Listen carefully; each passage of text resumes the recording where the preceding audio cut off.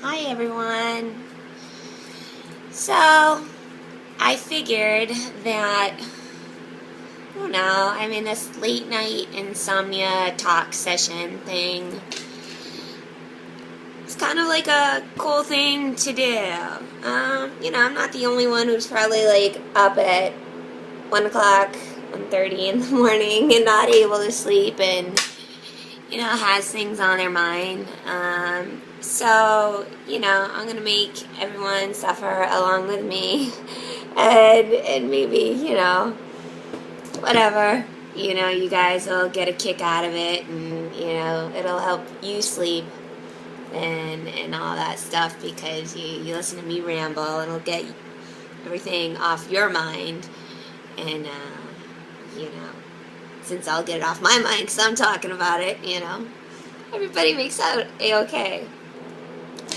So today, things that are aggravating, I learned an interesting lesson, which I thought I already really honestly learned, and I did, but I didn't think that, just saying even certain things in the work environment could,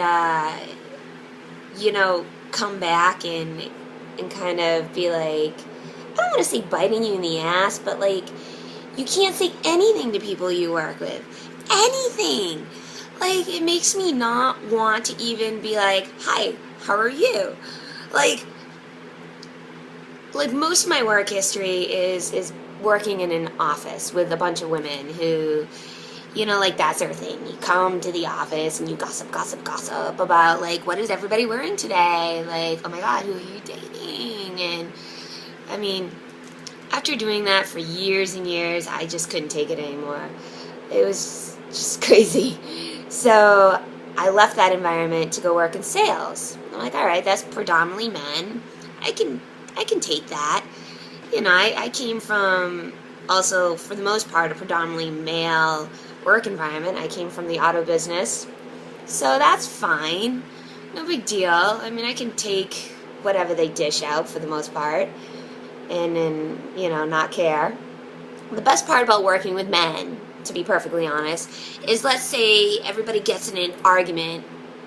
It's over, like 2 seconds later. There's no like, oh my God, I'm going to hold it against you for the rest of your life. Let's just be honest, women. That if we get pissed at one another or like at a guy, we don't forget about it. Ever. And we bring it up.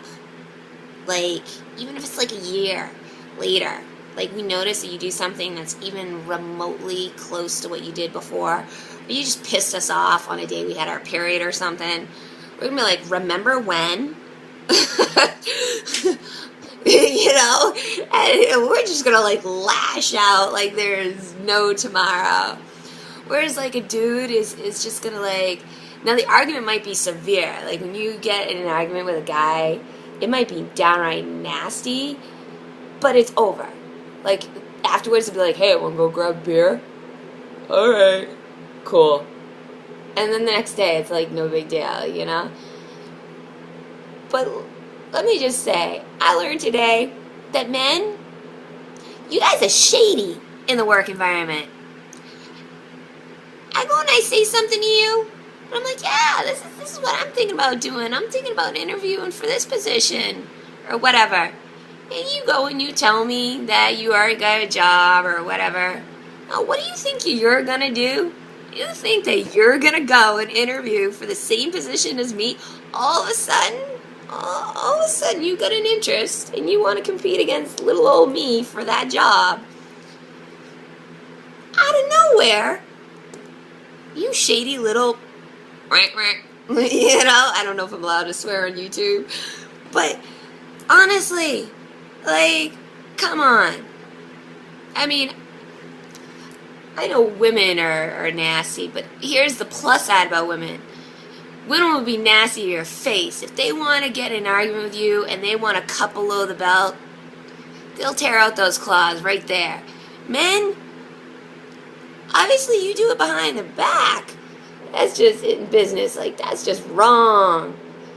But I'm a firm believer in karma. And when it comes to work, and as far as like my work ethic, and, going up for a job interview and stuff like that. As mad as I was in the moment, and I did vent about it, you know what? My personality, my work ethic, everything, it speaks for itself. So go ahead. Interview for that same position, you little shady mofo. Because guess what? Even if you get the same job as me somewhere else, or you get it ahead of me, it's not going to last. I guarantee it. Because if that's how you act, people won't respect you. And if your employees don't have respect for you, you won't last long. I'm just saying. Okay, so that's tangent number 1. Tangent number 2 for this evening. So I get a lot of compliments, when I see people I haven't seen for a long time, or not even for a long time, just for a little while. They're like, oh my God, you've lost a lot of weight. How did you do it? All you do is eat right and exercise.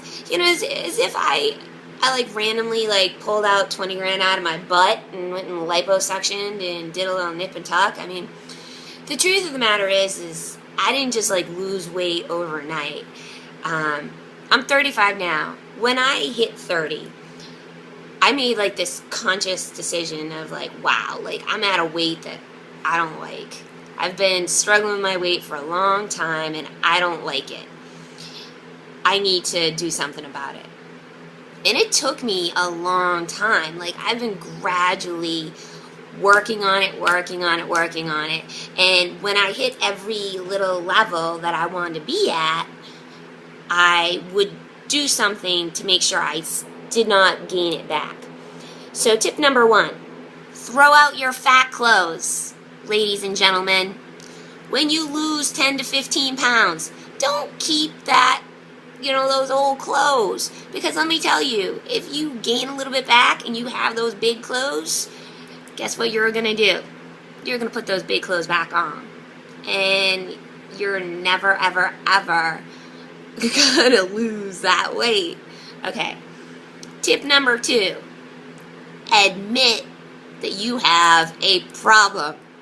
I need to introduce you to my little friend.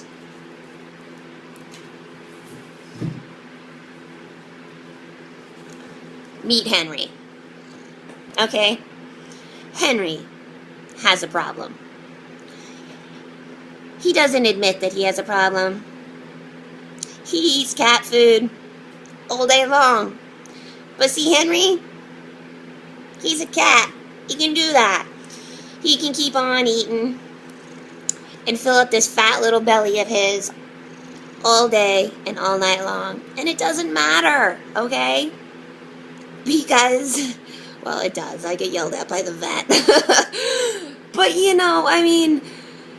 really, admit your weaknesses. Henry, his weakness is just food. He really needs to do portion control. Well, his mommy should. So, my weakness is cheese and pasta. So, I know this. I still love cheese and pasta, but I only buy a certain amount and keep just a certain portion in the house. So when I'm craving it, that won't be all I eat. So I have other healthy things in the house, okay? Tip number 3, okay?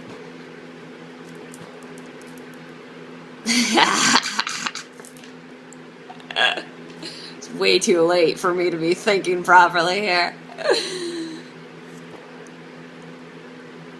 When you go through the drive-thru, ladies and gentlemen, all right, it's your responsibility to pick the healthier alternative. Same thing when you go out to eat or anywhere else where you're presented with the option of, do I want this greasy burger or do I want a salad?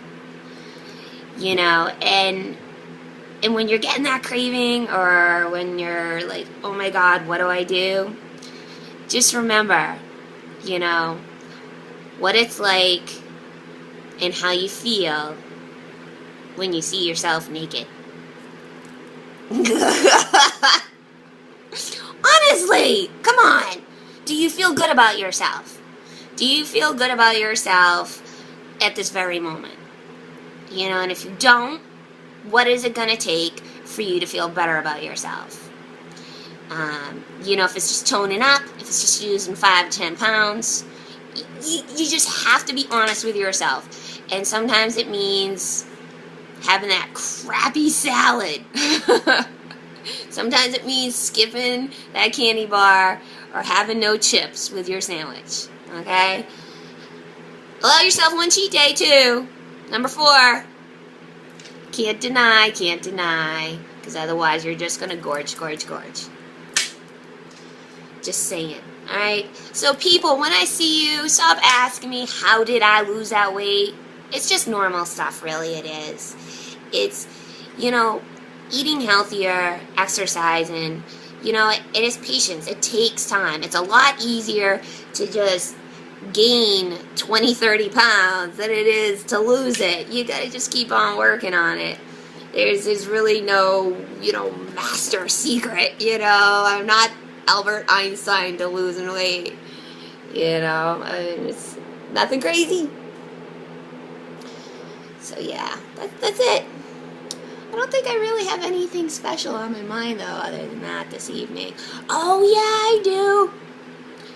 So most of y'all know I'm single. And, you know, I've dated here and there with guys. And gone on some really horrible dates. You know, so I'm always fascinated. This is the psych major in me coming in. When I'm sitting there and I'm talking to you, because really, all I want to do is get to know you. There's nothing, like, crazy about it. Like, you're going to go on a date with somebody, just talk, like, normal. I mean, I get nervous anyways when I meet somebody new. I understand you get nervous. But, like, if you've done something phenomenal, like, if you're, like, you know famous people, or you've done something like in the entertainment industry, here's a tip. Be humble about it. I've met 2 guys recently and gone on dates with them where, you know, they were kind of like in that whatever. And, I mean, that's cool. That's nice. That's nice.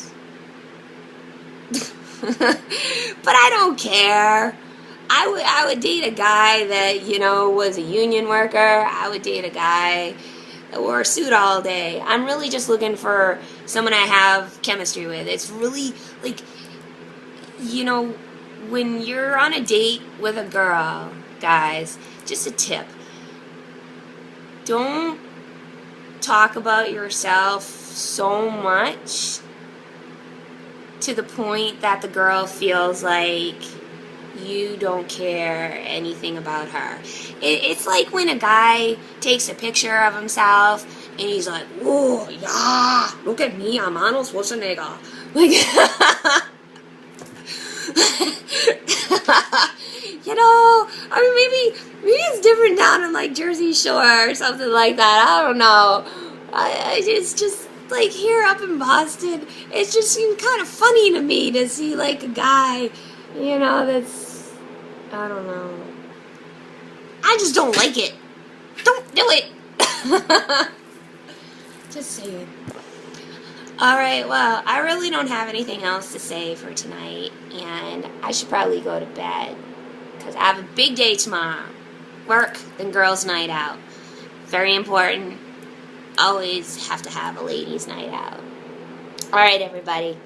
That's it for this night's episode of Ramblings with Kim. Insomnia. You know, can't sleep. Yada, yada, yada, yada, yada. Hope y'all enjoyed my entertaining antics.